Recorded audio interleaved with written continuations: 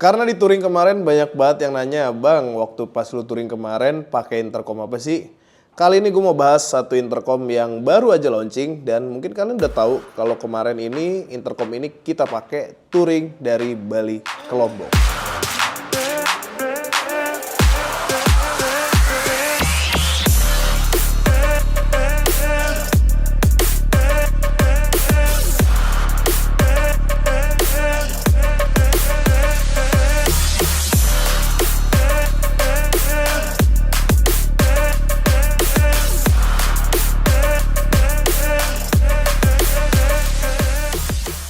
Intercom ini yang gue pakai untuk perjalanan Road Warrior kemarin dari Bali ke Lombok itu, ini dia, Retouch X8. Mungkin kalian bisa lihat intercomnya cuma segede ini aja, bahkan sama tangan gue masih gedean si si tangan gue tuh, bener-bener ini kecil banget. Sebenarnya yang mau gue highlight di sini adalah si ketahanan sama cara operasional intercom ini ya. Jadi kalau misalkan kalian tanya atau kalian mungkin penasaran kira-kira intercom apa sih yang paling gampang untuk dioperasionalin, atau intercom apa sih yang sebenarnya, atau ada nggak sih intercom yang cuma sekali klik itu bisa langsung connect ke banyak intercom. Nah, salah satu jawabannya adalah si Retouch X8 ini. Tapi untuk si X8 ini memang bisa atau connect banyaknya hanya sesama Retouch aja ya, atau Retouch X8-nya aja.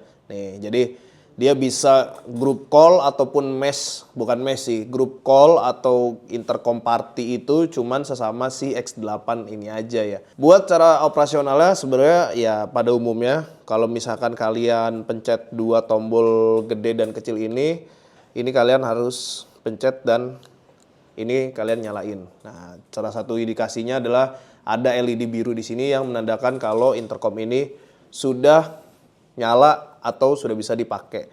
Nah, untuk kalian bisa connect ke teman kalian, itu kalian cukup pencet sekali. Nanti dia akan masuk ke mode free mode. Nah, free mode ini kalian bisa connect sampai 10 Retouch X8. Artinya intercom ini bisa connect sampai 10 riders yang menggunakan X8. Tapi kalau misalkan kalian nggak pengen si X8 ini connect 10 orang, atau kalian cuma pengen 4 orang aja atau 5 orang aja, caranya gampang banget. Kalian tinggal tekan lagi si tombol yang kecil ini selama 2 detik. Nanti kalian akan masuk ke group mode. Nah, ke group mode ini kalian bisa tentuin kalian mau berapa banyak user yang mau kalian gabungin atau kalian konekin gitu ya si group mode-nya ini. Nanti ketika kalian udah nentuin berapa jumlah yang dipakai atau berapa jumlah riders yang mau kalian konekin, kalian tinggal pencet lagi sekali untuk confirm berapa riders yang akan kalian ajak buat gabung ke channel atau grup call kalian.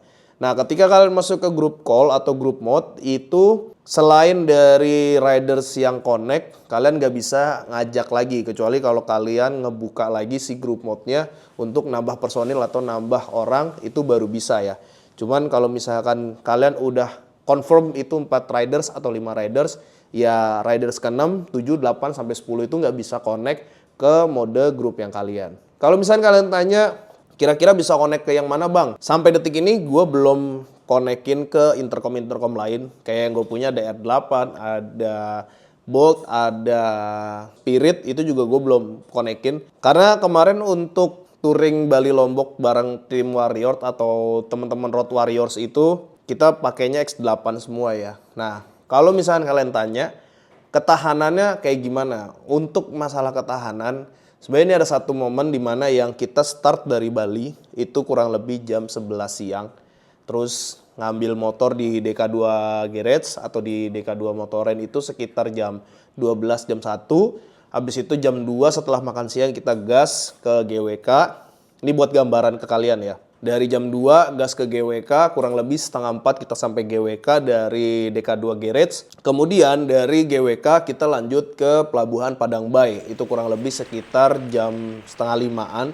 Sampai di Padang Bay itu kurang lebih sekitar jam setengah 8, jam 8-an. Nah, jam 9 kapal kita nyebrang dari Pelabuhan Padang Bay menuju Pelabuhan Lembar yang ada di Lombok. Itu nyampe di lembar kurang lebih sekitar gue lupa setengah 1 apa jam 1 pagi. Habis itu kita makan, habis makan jam setengah 3 pagi kita lanjut ke Sembalun. Dari Sembalun sampai jam kurang lebih setengah 8 pagi. Setengah 8 pagi baru lanjut dari Sembalun atau kaki Gunung Rinjani ke arah Senggigi. Nah, kurang lebih perjalanan itu yang akhirnya kita stop di villa atau tempat kita nginep di kisaran setengah 2 atau jam 1 siang.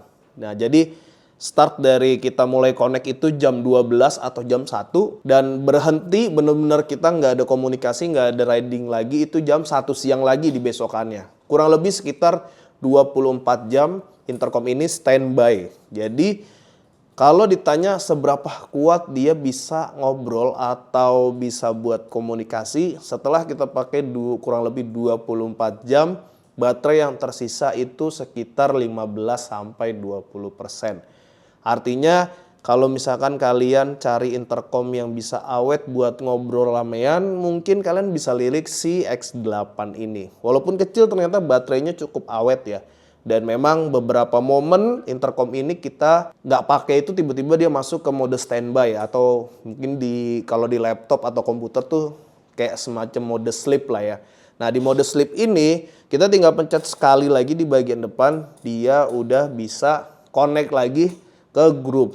Nah, kemarin itu untuk komunikasi ada gua, Mas Rang, Om Dika dari Wonder Wheel, terus ada tim dokumentasi atau tim videographer itu ada Fala sama Mas Dani ya.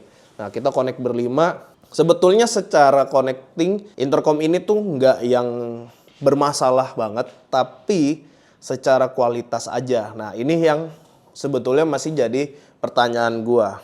Pasti kalian akan bertanya-tanya, bagaimana kualitas suaranya, Bang? Sebenarnya kalau misalnya kalian tanya kualitas suara untuk musik, ini sih sebetulnya udah oke banget ya. Apalagi dengan harga, gua nggak tahu pastinya berapa sekarang setelah rilis, mungkin sekitar 1, gede atau 1, sedeng. Buat dengerin musik tuh udah enak banget.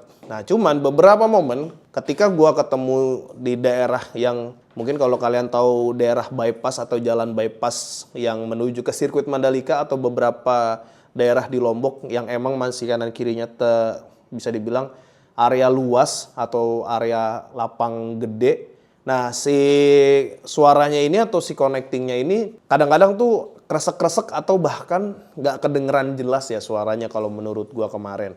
Nah, ini yang sempat akhirnya gua confirm ke tim retouch apa yang gua rasain. Tapi memang itu kejadiannya nggak sering. Maksudnya beberapa momen aja gitu ya. Beberapa momen aja tiba-tiba suaranya nggak kedengeran. Tiba-tiba sinyalnya tuh kayak kalian sinyal ketiup angin. Bukan ketiup angin ya. Kayak kalian, HP kalian tuh di deket TV, terus kalian lagi teleponan. Nah, kurang lebih suaranya kayak gitu ya yang gue alamin si X8 ini. Karena bobotnya ringan, jadi mau ditempel di helm apa aja menurut gue intercom ini tuh nggak ngerubah bobot helm yang kalian pakai. Artinya intercom ini tuh nggak bikin leher kalian pegel atau nggak bikin helm kalian ketika ditambahin intercom tuh jadi berat sebelah kanan atau kiri gitu ya. Jadi menurut gua karena bobotnya atau karena bentuknya yang kecil dan lucu nih kayak kunci Porsche, jadi kayaknya nggak ngaruh bobot sih ke helm kalian ya. Nah, sayangnya saat di Lombok kemarin kita memang nggak ketemu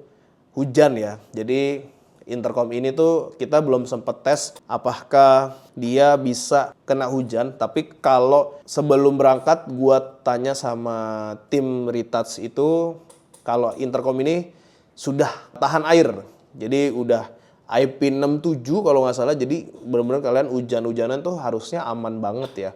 Dan setahu gua dia ini bisa sharing musik. Tapi gue belum tahu nih cara sharing musiknya si retouch X8 ini kayak gimana gitu ya.